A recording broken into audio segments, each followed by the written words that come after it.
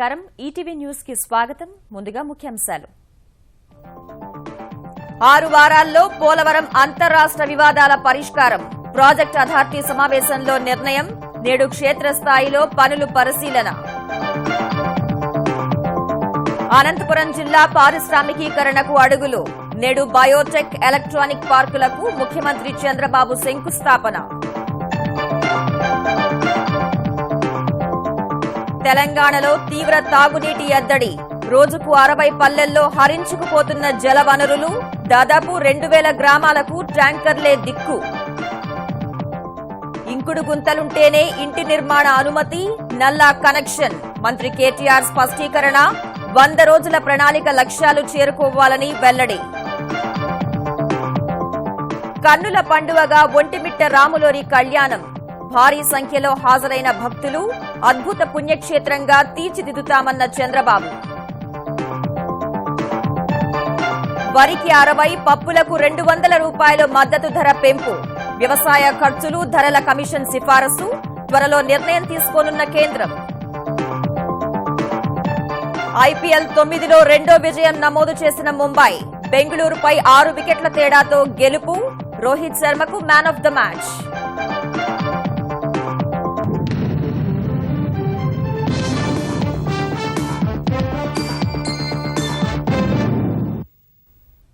ఆంధ్రప్రదేశ్కు అత్యంత కీలకమైన పోలవరం ప్రాజెక్టుకు సంబంధించి ఛత్తీస్గఢ్ ఒడిశాలతో వివాదాలను 6 వారాల్లోగా పరిష్కరించాలని పోలవరం ప్రాజెక్టు అథారిటీ లక్ష్యంగా పెట్టుకుంది అభ్యంతరం తెలుపుతున్న రాష్ట్రాలతో చర్చలకు కేంద్రం సిద్దమని పోలవరం అథారిటీ నూతన సీఈఓ అమర్జిత్ సింగ్ స్పష్టం చేశారు ప్రాజెక్టులో ఏ పని ఎప్పటిలోగా పూర్తి చేయాలనే అంశానికి సంబంధించి కాల నిర్ణయ పట్టిక సమర్పించాలని ఆంధ్రప్రదేశ్ జల వనరుల శాఖకు సూచించారు పోలవరం ప్రాజెక్టు అథారిటీ నూతన సీఈఓగా బాధ్యతలను చేపట్టిన అమర్జిత్ సింగ్ అధ్యక్షతన హైదరాబాద్లో జరిగిన 5వ సర్వసభ్య సమావేశంలో ప్రాజెక్టు పనులపై సమీక్ష నిర్వహించారు ఈ సమావేశానికి హాజరైన ఆంధ్రప్రదేశ్ జలవనరుల శాఖ అధికారులు పనుల పురోగతిపై పవర్ పాయింట్ ప్రజెంటేషన్ ఇచ్చారు ఈ సందర్భంగా పనుల వేగంపై ప్రాజెక్టు అథారిటీ సభ్య కార్యదర్శి గుప్తా తీవ్ర అసంతృప్తి వ్యక్తం చేశారు జర్మనీకి చెందిన బావర్ కంపెనీ ప్రతినిధులు డయాఫ్రామ్ వాల్ డిజైన్ పనులను భూభౌతిక పరిస్థితులను వివరించారు పోలవరాన్ని ఏ సమయంలో ఏ పనిని పూర్తి చేయాలనే సమయ ప్రణాళిక తయారు చేసి సమర్పించాల్సిందిగా ఏపీ జలవనరుల శాఖను సీఈఓ కోరారు హెడ్ వర్క్స్ పనులను అథారిటీ ఇవాళ స్వయంగా పరిశీలించనుంది తాజా ధరల ప్రకారం అంచనాల లెక్కలను సిద్ధం చేసి సమర్పించాలని కోరింది అథారిటీ ఏర్పాటై 2 ఏళ్లు కావస్తున్నా ఇంకా ఎంఓయూ కుదరని అంశం చర్చకు వచ్చింది గత 2 ఏళ్లుగా ఉన్న భిన్న అభిప్రాయాల వల్లే ఈ పరిస్థితి నెలకొందని అంచనా వేసింది కేంద్ర జలవనరుల మంత్రిత్వ శాఖలతో సంప్రదింపులు జరిపి ఈ అంశాన్ని కొలిక్కి తేవాలని నిర్ణయించారు సిబ్బంది కేటాయింపుపైన ప్రధానంగా చర్చించారు కింది స్థాయి ఇంజనీర్లను సర్దుబాటు చేసి ఉన్నత స్థాయిలో అధికారులను తర్వాత ఇస్తామని ఏపీ అధికారులు తెలిపారు పోలవరం ప్రాజెక్టు డిజైన్ల ఖరారుకు కేంద్ర జల సంఘం నుంచి ఒక ప్రత్యేక బృందం పంపుతామని వారు ఆంధ్రప్రదేశ్లోనే ఉండి డిజైన్లు ఖరారు చేసి అనుమతి ఇచ్చేందుకు సహకరిస్తారని అథారిటీ సీఈఓ అమర్జిత్ సింగ్ హామీ ఇచ్చారు అనంతపురం జిల్లాను పారిశ్రామికంగా అభివృద్ది చేసేందుకు నేడు మరో అడుగు పడనుంది హిందూపురం నియోజకవర్గంలో కొడికొండ చెక్పోస్టు వద్ద రాగమయూరి ఎలక్ట్రానిక్ హబ్తో పాటు బయోటెక్నాలజీ పార్కునకు ముఖ్యమంత్రి చంద్రబాబు ఇవాళ శంకుస్థాపన చేయనున్నారు ముందుగా కదిరి నియోజకవర్గంలోని హంద్రీనీవా పనులను పరిశీలించనున్న ఆయన ప్రాజెక్టు పురోగతిపై సమీక్ష నిర్వహిస్తారు అక్కడి నుంచి రామగిరి మండలం తిరుమల దేవర దేవస్థానం వద్ద జరిగే సామూహిక వివాహాల వేడుకలో సీఎం పాల్గొననున్నారు ఆ తర్వాత నీరు చెట్టు కార్యక్రమంపై సమీక్ష నిర్వహించనున్న చంద్రబాబు పథకం అమలుపై అధికారులకు దిశానిర్దేశం చేస్తారు తెలంగాణలో తాగునీటి సమస్యతో పల్లెలు అలమటిస్తున్నాయి రోజుకు 50 నుంచి 60 పల్లెల్లో తాగునీటి వనరులు ఎండిపోతున్నాయి సుమారు 5000 గ్రామాల్లో నీటి వనరులు నిరుపయోగంగా మారాయి ట్యాంకర్లతో నీళ్లొస్తేనే రోజు గడిచే పరిస్థితికి వేలాది గ్రామాలు చేరుకుంటున్నాయి 1852 పల్లెలు పూర్తిగా ట్యాంకర్లపై ఆధారపడగా ప్రైవేట్ బోర్లను అద్దెకు తీసుకుని మరో 3000 గ్రామాలకు నీటిని సరఫరా చేస్తున్నారు తెలంగాణలో తాగునీటి ఎద్దడి తీవ్రరూపు దాల్చుతోంది మెదక్ నల్గొండ జిల్లాల్లో సమస్య మరీ ఎక్కువగా ఉంది మునుపెన్నడూ లేనంతగా భూగర్భ జలాలు అడుగంటుతుండడం వల్ల వేలాది బోర్లు ఎండిపోయాయి తెలంగాణలో 1.57 లక్షల చేతి పంపులు ఉండగా 6000 బోర్లు పూర్తిగా పాడైపోయాయి భూగర్భ జలాలు అడుగుండడంతో 10,000కు పైగా బోర్లు 4,300 ఏకగ్రామ తాగునీటి పథకాలు నిరుపయోగమయ్యాయి తెలంగాణ గ్రామీణ నీటి సరఫరా శాఖ ఇప్పటి వరకు 5,300 ప్రైవేటు బోర్లను అద్దె ప్రాతిపదికన తీసుకుని గొంతెండుతున్న గ్రామాల దాహ దాహార్తిని తీరుస్తోంది. అయినప్పటికీ నీళ్లు సరిపోక ప్రజలు ఇబ్బందులు పడుతూనే ఉన్నారు.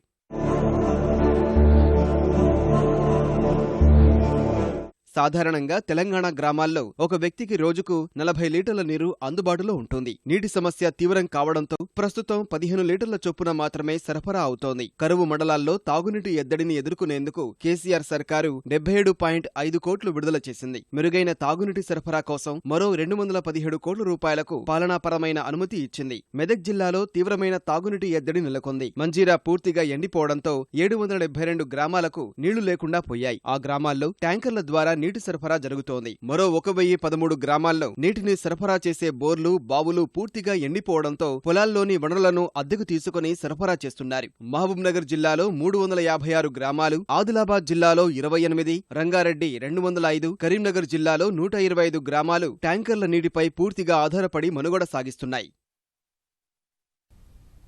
మంచినీటి ఎద్దడి పరిష్కారం, వరద నీరు మళ్లింపు సహా 100 రోజుల ప్రణాళికలో నిర్దేశించుకున్న లక్ష్యాలను చేరుకోవాల్సిందేనని తెలంగాణ పురపాలక శాఖ మంత్రి కేటీఆర్ అధికారులకు స్పష్టం చేశారు. ఇంకుడు గుంతల్లేని ఇళ్లకు నల్లా కనెక్షన్లు ఇవ్వబోమని ఆయన తేల్చి చెప్పారు. అన్ని విభాగాలు సమన్వయంతో పనిచేయాలని అధికారులకు సూచించారు.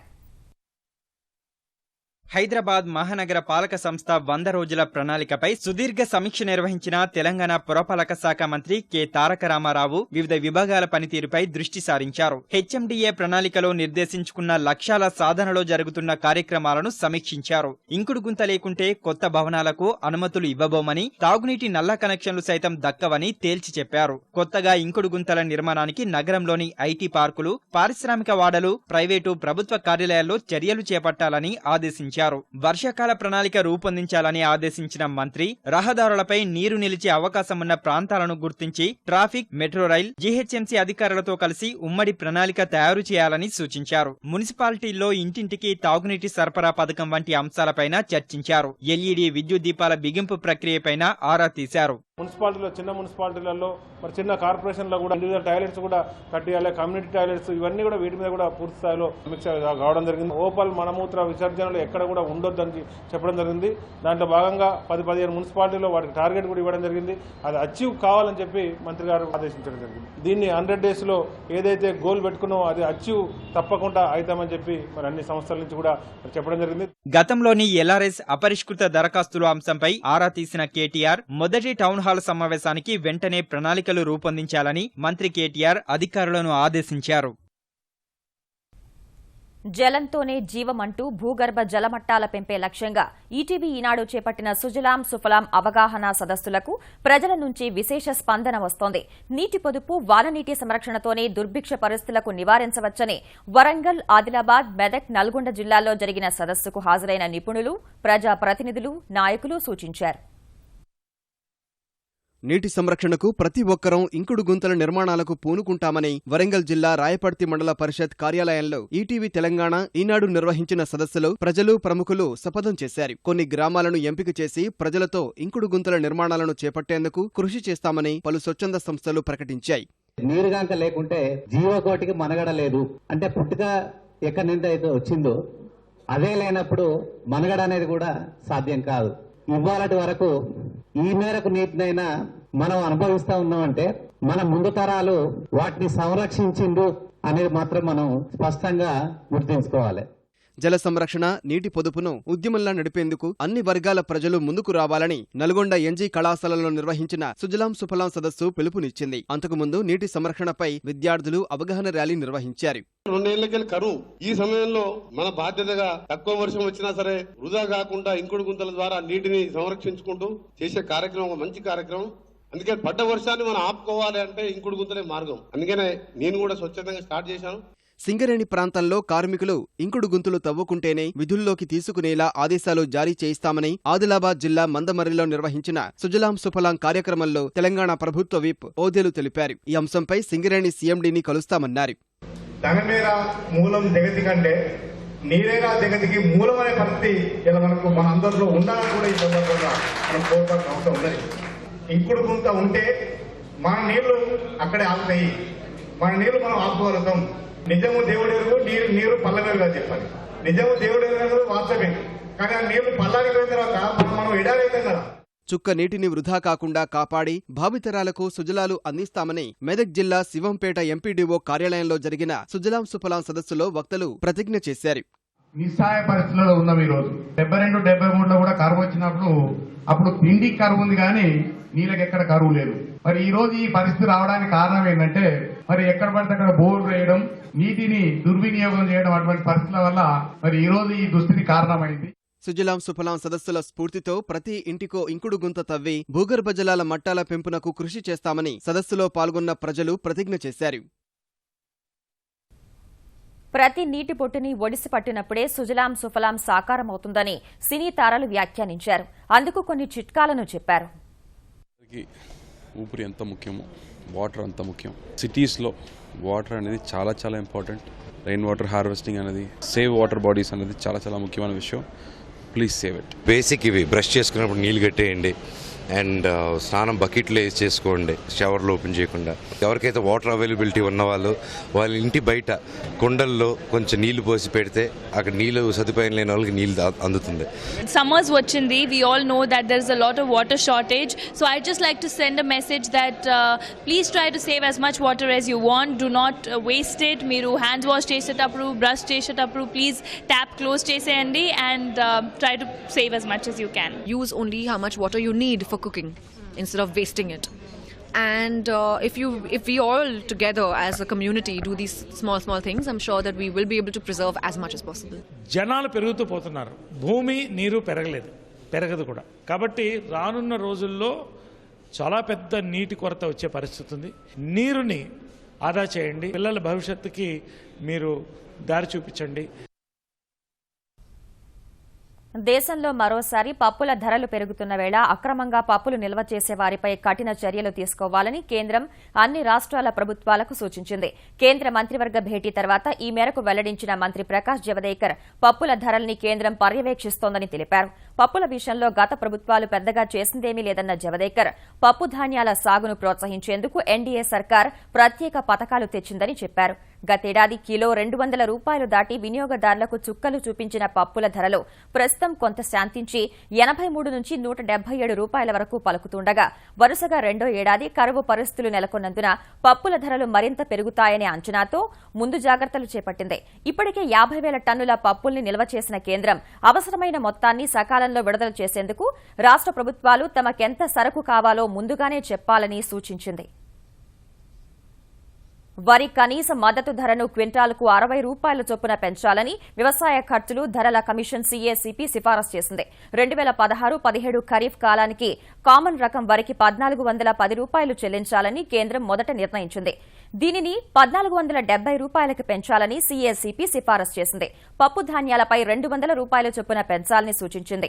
వరి, పప్పు ధాన్యాలు, నూనె గింజలు, పత్తి సహా 14 రకాల పంటలపై కమిషన్ ఈ సిఫారసులు చేసింది. కందిపప్పుకు క్వింటాల్కు 200 రూపాయలు పెంచి 4,625 రూపాయలు చేయాలని, పెసరపప్పును 150 రూపాయలు పెంచి 4,800, మినప్పప్పుకు 150 రూపాయలు పెంచి 4,575 రూపాయలు చేయాలని సిఫారసు చేసింది. కేంద్ర మంత్రివర్గం ఈ సిఫార్సులకు ఆమోదముద్ర వేయాల్సి ఉంది. పారదర్శకంగా ఆమోదయోగ్యమైన రీతిలో సరిహద్దు సమస్యను చర్చల ద్వారానే పరిష్కరించుకోవాలని భారత్, చైనా నిర్ణయించాయి. జైషే మహమ్మద్ నేత మసూద్ అజార్ అంశంలో ఇరు దేశాల మధ్య విభేదాలు తలెత్తినప్పటికీ చర్చలే సమస్యలకు పరిష్కారమని 19వ విడత సరిహద్దు చర్చల్లో భాగంగా జాతీయ భద్రతా సలహాదారు అజిత్ దోవల్, చైనా రక్షణ విభాగం ప్రధాన అధికారి యాంగ్ జీచి అంగీకారానికి వచ్చారు. 3,488 కిలోమీటర్ల వాస్తవాధీన రేఖ వెంబడి ఇరు దేశాల మధ్య తరచూ ఉద్రిక్తతలు తలెత్తుతున్న నేపథ్యంలో సమస్య పరిష్కారానికి చర్చలను కొనసాగించాలని నిర్ణయించారు. విభేదాల కంటే ఇరు దేశాల మధ్య ఉమ్మడి ప్రయోజనాలే భారత్, చైనాలకు ఎక్కువగా మేలు చేస్తాయని దోవల్, యాంగ్ జీచి అభిప్రాయపడ్డారు. స్వచ్ఛ భారత్ను నిత్య స్ఫూర్తితో కొనసాగించడమే కాకుండా మద్యపాన నిషేధాన్ని చిత్తశుద్దితో అమలు చేస్తున్న ఆదర్శ గ్రామం కృష్ణా జిల్లా కొమరవోలు. ఆంధ్రప్రదేశ్లో పర్యటించిన జార్ఖండ్ మహిళా సర్పంచులు క్షేత్రస్థాయి పర్యటనకు ఆ గ్రామాన్ని ఎంపిక చేసుకోవడంతో కొమరవోలు జాతీయ స్థాయిలో అందరి దృష్టిని ఆకర్షిస్తోంది. గిరిజన ప్రాంతాల్లో అభివృద్ధిపై అవగాహన కల్పించేందుకు కేంద్ర గ్రామీణాభివృద్ధి శాఖ ఆంధ్రప్రదేశ్ ప్రభుత్వం విజయవాడలో నిర్వహించిన సదస్సుకు హాజరైన జార్ఖండ్ గిరిజన సర్పంచులు ఆదర్శ గ్రామ సందర్శనలో భాగంగా కృష్ణా జిల్లా కొమరవోలులో పర్యటించారు. గ్రామంలో ఏర్పాటు చేసిన ఎన్టీఆర్ దంపతుల విగ్రహాలకు నివాళులర్పించిన మహిళా సర్పంచులు పొలాల్లో భూసార పరీక్షలు నిర్వహించే కార్యక్రమాన్ని పరిశీలించారు. ఈ పోసు విధానంలో పౌర సరఫరాల శాఖ నిత్యావసర సరుకులు పంపిణీ తీరును గమనించారు. వర్షపు నీటి సంరక్షణకు ఇంకుడు గుంతలు తవ్వుతున్న తీరుపై ఆసక్తి ప్రదర్శించారు. కొమరవోలు సాధిస్తున్న విజయాలు స్ఫూర్తి నింపుతున్నాయని గిరిజన సర్పంచులు ఆనందం వ్యక్తం చేశారు. यहाँ का जो व्यवस्था था आंध्र प्रदेश जो आने के लिए और जो सुविधा हमें दी गई उसके लिए मैं पूरे मतलब आंध्र प्रदेश को धन्यवाद करती हूँ। तो यहाँ का घूमते हुए हमको बहुत अच्छा लगा सब चीज़। जैसे यहाँ पर प्राइमरी स्कूल है, यहाँ पर फ्री बच्चों को खाना ड्रेस सब चीज़ दिया जा रहा है। वैसे ही हमारे झारखंड में भी है, जैसे यहाँ राशन वितरण होता है बायोमेट्रिक मशीन से, तो वो भी हमारे झारखंड में है। मैं चाहूँगी कि यहाँ जो जानकारी हमें मिली उससे मैं वहाँ भी मतलब बढ़ाना चाहूँगी। और जो जैसे हमारे यहाँ योजना हो रही है, छोटे छोटे योजना स्वच्छ झारखंड को बनाएंगे। క్షేత్రస్థాయి పర్యటన అనంతరం స్థానిక పాఠశాలలో కొమరవోలు గ్రామంలో చేపట్టిన కార్యక్రమాలను స్థానిక అధికారులు వారికి వివరించారు. ఈ గ్రామంలో ఓడిఎఫ్ ఓపెన్ డెఫికేషన్ ఫ్రీ అంటే ఎక్కడ బహిరంగ మలమూత్ర విసర్జన చేయకోకుండా గతంలోనే ప్రకటించడం జరిగింది. ఉచితంగా ఎలాంటి ఖర్చు లేకుండా పేదవాళ్ళకి ట్రీట్మెంట్ ఇవ్వడం జరుగుతున్నది ఈ సర్పంచులకి చెప్పాము. మంచినీళ్లు ఈ గ్రామంలో 5 కాలనీస్లో 24 అవర్స్ చక్కటి తీయటి మంచినీళ్లు ఏ విధంగా వస్తున్నాయని చెప్పని అది కూడా చూపించాము. చంద్రబాబు సతీమణి భువనేశ్వరి దత్తత తీసుకోవడం వల్లే తమ గ్రామం ఆదర్శ బాట పట్టిందని కొమరవోలు వాసులు చెబుతున్నారు. జార్ఖండ్ నుంచి మా ఊరు రావటం, మా ఊరు గ్రామం చూడాలనే ఉద్దేశంతో రావటం ఈ సర్పంచ్లందరూ మాకెంతో చాలా గర్వంగా ఉంది. 550 ఇళ్లకి 550 ఇంకుడు గుంటలు నిర్మించాలని, 550 ఇళ్లకి LIC పాలసీలు ఇవ్వాలని, అలాగే అన్ని ఇళ్లకి గ్యాస్ కనెక్షన్ ఇచ్చాం, అన్ని ఇళ్లకి మరుగుదొడ్లు నిర్మించాం. కాబట్టి ఏ కార్యక్రమం చేసినా కూడా ఇది భువనేశ్వర గారి దత్తత గ్రామం కాబట్టి రాష్ట్రంలోనే ఆదర్శవంతంగా ఉండటం కోసం మా గ్రామస్తులందరూ కూడా ముందుకు వస్తున్నారు. కొమరవోలు స్ఫూర్తిని, గ్రామంలో పొందిన అనుభవాలను మదిలో నింపుకుని ఇక్కడి నుంచి పయనమయ్యారు జార్ఖండ్ మహిళా సర్పంచులు. పేపర్ మిల్లుల యాజమాన్యాలు రైతుల నుంచి నేరుగా సుబాబులు కొనుగోలు చేయాలని ఆంధ్రప్రదేశ్ వ్యవసాయ శాఖ మంత్రి ప్రత్తిపాటి పుల్లారావు సూచించారు. లైసెన్స్దారులు, మధ్యవర్తుల ప్రమేయం లేని విధానాన్ని ఆంధ్రప్రదేశ్లో తీసుకొస్తున్నామన్న ఆయన పేపర్ మిల్లుల యాజమాన్యాల నుంచి బ్యాంకు హామీలు తీసుకుని సరకు సుబాబులు సరఫరా చేస్తామన్నారు. రైతులకు 30 కోట్ల రూపాయలు చెల్లించాల్సిన సిర్పూర్ కాగజ్ నగర్ పేపర్ మిల్లుపై చట్టపరంగా చర్యలు తీసుకుంటామని ఆయన వెల్లడించారు. 3 సంవత్సరాల క్రితం కొన్నటువంటి రైతులకు 20 కోట్లు చెల్లించాలి. అదేవిధంగా బదార్షాలో ఇంకో మిల్లు కూడా మన ప్రాంత రైతుల దగ్గర కొని 6 నెలల నుంచి సంవత్సరం మధ్యలో పేమెంట్ నిలబడిపోయింది. నేరుగా రైతుల దగ్గర కొనేటువంటి పేపర్ మిల్స్ ఏదైతే ఉన్నాయో బ్యాంకు గ్యారంటీ మార్కెటింగ్ కమిటీకి సబ్మిట్ చేయాలి. ఎంత బ్యాంక్ గ్యారంటీ సబ్మిట్ చేస్తే అంత బ్యాంకు గ్యారంటీకే ఈ సుబాబులు యూకలిప్టస్ వారికి డెలివరీ చేయడం జరుగుతుంది. DRDA వెలుగు పథకం కింద లబ్దిదారులకిచ్చిన రుణాలను తనిఖీ చేసేందుకు అంతర్జాల వ్యవస్థను వినియోగించుకుంటామని ఆంధ్రప్రదేశ్ గ్రామీణాభివృద్ది శాఖ మంత్రి కిమిడి మృణాలిని తెలిపారు. లబ్దిదారులు ప్రభుత్వం ఇచ్చిన రుణాల్ని సద్వినియోగం చేసుకుంటున్నారా లేదా అనే అంశాన్ని అంతర్జాలం ద్వారా తనిఖీ చేస్తామన్నారు. విజయవాడ సబ్ కలెక్టర్ కార్యాలయంలో 13 జిల్లాలకు చెందిన DRDA ప్రాజెక్టు డైరెక్టర్లతో మంత్రి సమీక్ష నిర్వహించారు. డ్వాక్రా మహిళల ఉత్పత్తులకు మార్కెటింగ్ ఉండేలా ప్రయత్నిస్తున్నామన్నారు. వాళ్ళు తయారు చేసేటువంటి బుక్స్ అన్నిటికీ కూడా మన యొక్క సోషల్ వెల్ఫేర్ స్కూల్స్కి సప్లై చేస్తే కనుక మాకు మార్కెటింగ్ బాగుంటుందనే విధానంలో కూడా వాళ్ళు తెలియజేయడం జరిగింది. తప్పకుండా ఆ విధంగా సహకారం అందిస్తామని కూడా చెప్తున్నాం. అంటే ఇది ఒక మార్పు అండి. గతంలో ఎవరైనా గ్రామీణ ప్రాంతాల నుంచి వచ్చి ఇలా వ్యాపారం చేస్తున్నాము అని అంటే ఆశ్చర్యంగా ఉంటుంది. పేద మహిళలు వచ్చి ఈ విధంగా 2 కోట్ల రూపాయలతో మరి బుక్స్ అనేవి తయారు చేస్తున్నాం అనేటటువంటిది ఒక మంచి స్ఫూర్తి.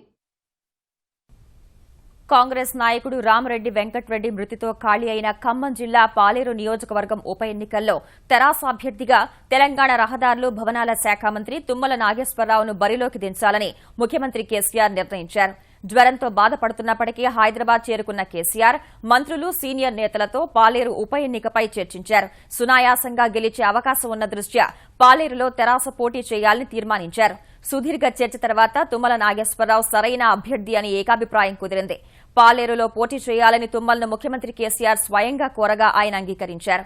ఎన్నికల ఇన్ఛార్జిగా వ్యవహరించాలని మంత్రి కేటీఆర్ను ఆదేశించారు. తెలంగాణలో ఇంటర్ ఫలితాలు రేపు వెల్లడి కానున్నాయి. ఈ నెల 22న ఫలితాలను విడుదల చేయాలని తెలంగాణ ఇంటర్ విద్యా మండలి నిర్ణయించింది.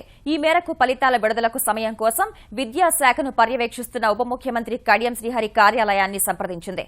శుక్రవారం ఉదయం 11 గంటలకు ఆయన సమయం ఇవ్వడంతో ఫలితాల విడుదలకు ఏర్పాట్లు చేస్తోంది. తెలంగాణలో తొలిసారిగా ఇంటర్ మొదటి, ద్వితీయ సంవత్సరం ఫలితాలను ఒకేసారి వెల్లడించనున్నారు.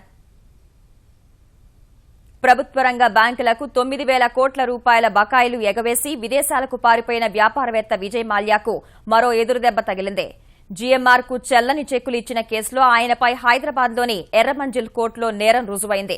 మే 5న శిక్ష ఖరారు చేయనున్న న్యాయస్థానం శిక్షపై అభ్యర్థన చెప్పుకోవడానికి మాల్యాను హాజరుపరచాలంటూ నాన్ బెయిలబుల్ వారెంట్ జారీ చేసింది. శంషాబాద్ విమానాశ్రయం ఉపయోగించుకుని 25 కోట్లు బకాయి పడ్డ మాల్యా 22 కోట్లు చెల్లించేందుకు ఒప్పందం చేసుకున్నట్టు జీఎంఆర్ సంస్థ తెలిపింది. బకాయిల చెల్లింపునకు ఇచ్చిన చెక్కులు చెల్లకపోవడంతో ఆ సంస్థ కోర్టును ఆశ్రయించింది. వాదనలు విన్న న్యాయస్థానం 50 లక్షల చొప్పున 2 చెక్కులు ఇచ్చిన విజయ్ మాల్యాపై నేరం రుజువైనట్లు ప్రకటించింది. ఏకశిలా నగరం ఒంటిమిట్ట కోదండరాముడి కళ్యాణం అంగరంగ వైభవంగా జరిగింది.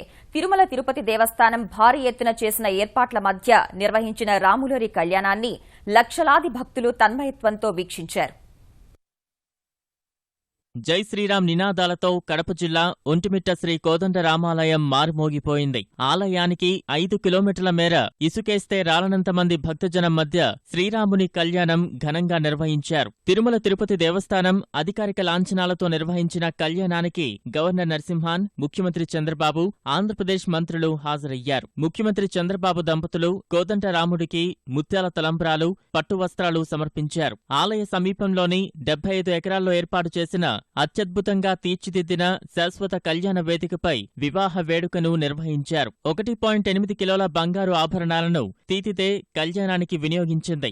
భక్తుల జయ జయ ధ్వానాల మధ్య శుభముహూర్తంలో సీతమ్మ వారిని శ్రీరామచంద్రమూర్తి వివాహమాడారు. మాంగళ్యధారణ అపురూపమైన అద్భుతమైన ఒక భవ్య దివ్యమైనటువంటి సన్నివేశం. లేచి నిలబడి సీతమ్మ వారి యొక్క కంఠంలో అలంకరిస్తున్నాడు. అమ్మవారు సిగ్గుతో తల వంచుకుంది. ముసిముసి నవ్వులు నవ్వుతుంది సీతమ్మ. రామయ్య గంభీరంగా సీతమ్మ వైపు చూస్తున్నాడు. ఆ రామచంద్ర, నేడు కదా మా జన్మ ధన్యమైనది, నేడు కదా మా జన్మకు చరితార్థమైనది. ఒంటిమిట్ట కోదండరామాలయాన్ని తిరుమల తిరుపతి దేవస్థానం సహకారంతో అభివృద్ధి చేస్తామని ముఖ్యమంత్రి చంద్రబాబు తెలిపారు. ఇందుకోసం ప్రాథమికంగా 20 కోట్లను ఖర్చు చేస్తున్నట్లు వెల్లడించారు. రాబోయే రోజుల్లో ఈ ఒంటిమిట్ట ఏకశిలా నగరం భారతదేశానికి ఒక బ్రహ్మాండమైనటువంటి పుణ్యక్షేత్రంగా తయారవుతుంది. ఇందులో అనుమానం లేదని చెప్పి కూడా మరొక్కసారి తెలియజేసుకుంటూ, రాముడి దయ ఉన్నంత వరకు మనకి ఇబ్బందులే ఉండవు. అలాంటి దయ మన రాష్ట్రం పైన, ప్రజల పైన చూపించాలని రాముల వారిని ప్రార్థిస్తూ జై శ్రీరామ్. స్వామి కళ్యాణం వీక్షించిన వారికి తిరుమల తిరుపతి దేవస్థానం 150 కౌంటర్లను ఏర్పాటు చేసి ముత్యాల తలంబ్రాలు, ప్రసాదాలను పంపిణీ చేసింది. ప్రధాని మోదీ మైనపు విగ్రహం ఈ నెల 28న లండన్లోని ప్రఖ్యాత మేడమ్ టుసాడ్స్ మ్యూజియంలో ప్రజల సందర్శనార్థం అందుబాటులోకి రానుంది. 2 రోజుల క్రితం ఢిల్లీలో తన మైనపు విగ్రహాన్ని చూసిన ప్రధాని మోదీ ఆశ్చర్యపోయారు. బ్రహ్మ చేసే పనిని కళాకారులు అద్భుతంగా చేశారని ప్రశంసించారు. తెలుపు రంగు కుర్తా పైజమా, దానిపై లేత గోధుమ రంగు జాకెట్, నలుపు రంగు బూట్లతో మోదీ మైనపు విగ్రహాన్ని రూపొందించారు. లండన్తో పాటు హాంకాంగ్, సింగపూర్, బ్యాంకాక్ల్లోనూ మోదీ మైనపు విగ్రహాలను ప్రదర్శిస్తారు. ఒక్కో మైనపు బొమ్మ తయారీకి 1,50,000 పౌండ్లు ఖర్చవగా 4 నెలలు శ్రమించి ఈ విగ్రహాన్ని తయారు చేశారు. ఈటీవీ న్యూస్ సమాప్తం. నమస్కారం.